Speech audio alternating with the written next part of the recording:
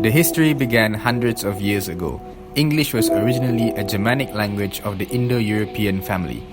The closest undoubted living relatives of English are Scot and Frisian, a language of people in Friesland, a nearby area of Germany. Over the centuries, the English language has been influenced by a number of other languages, which is why a lot of words in English today are borrowed from others. The history of the English language can be divided into three main stages. The Old English period. During the 5th century AD, the Saxons, Angles, and Jutes invaded Britain that caused a mixture of their different Germanic dialects. This invasion led to several words evolving, such as 7, sieben, 8, acht, 9, neun. The Middle English period, the Norman conquest. The French language became the dominant language of court, the church, and the nobility, while the rest of the country spoke versions of English. Old English began to change with the influence of the new French-speaking Norman aristocracy. A few French words that were blended into English vocabulary are beef, cow, pork, pig, and veal, calf. Modern English. The English language continued to change and develop due to the Industrial Revolution and the expansion of the British Empire and so on, with new words being used such as shampoo and pajamas. So, what happened next?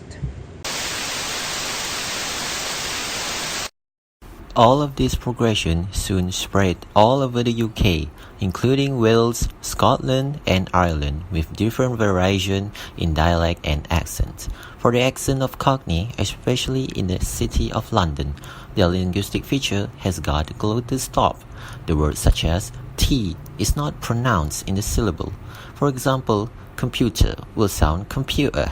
In the United Kingdom, there is also the Welsh English, which is spoken by the Welsh people and is generally regarded as very hard to comprehend due to their thick accent and various dialect.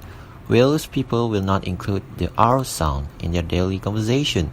For example, the word girl will sound gale. Moving on to the next region, which is Scotland. They are known for old castle and bagpipes. They have their own unique way of speaking. For example, the word cat will sound cane. The word yes, they will say I, while the word oh, they will say och. Lastly is Ireland, the final region of the UK. The way they pronounce the word is quite different from the American accents. For example, the park word will have the emphasis on the R, but when an Irish people say the word, it is going to sound peg. All these spreads and variations can be related to a few terms, one of which is linguistic imperialism. A very fitting term for the British as linguistic imperialism is the imposition of a language to speakers of other languages. Countries such as India, Pakistan, Africa, and Malaysia have had the sometimes forced adoption of the English language. When the English ruled almost everyone in the world, colonial conservatism and innovation were closely related and progressed throughout the colonial era, and even as recently, sparking debate that conservatism could be a modern form of colonialism, as seen in Africa, where white elites are making the decision to conserve the African nature, when in reality they forfeit their land. So, how did English become the English today in the United Kingdom? With English language spreading during those years, what we can see today is the diaspora and dialect leveling in the United Kingdom. Diaspora is the dispersion of people from their original homeland to a new place, and in the United Kingdom, the most prominent diaspora of people are from the India. Diaspora is mainly used among minorities in which they will develop their own dialects and idiolects to communicate with one another. Dialect leveling, on the other hand, focuses on the generalization of the English language in the United Kingdom over a period of time, where merging of various dialects have made one standardized way of speaking to avoid differences from an individual's traditional dialect. Dialect leveling is mostly heard in urbanized areas.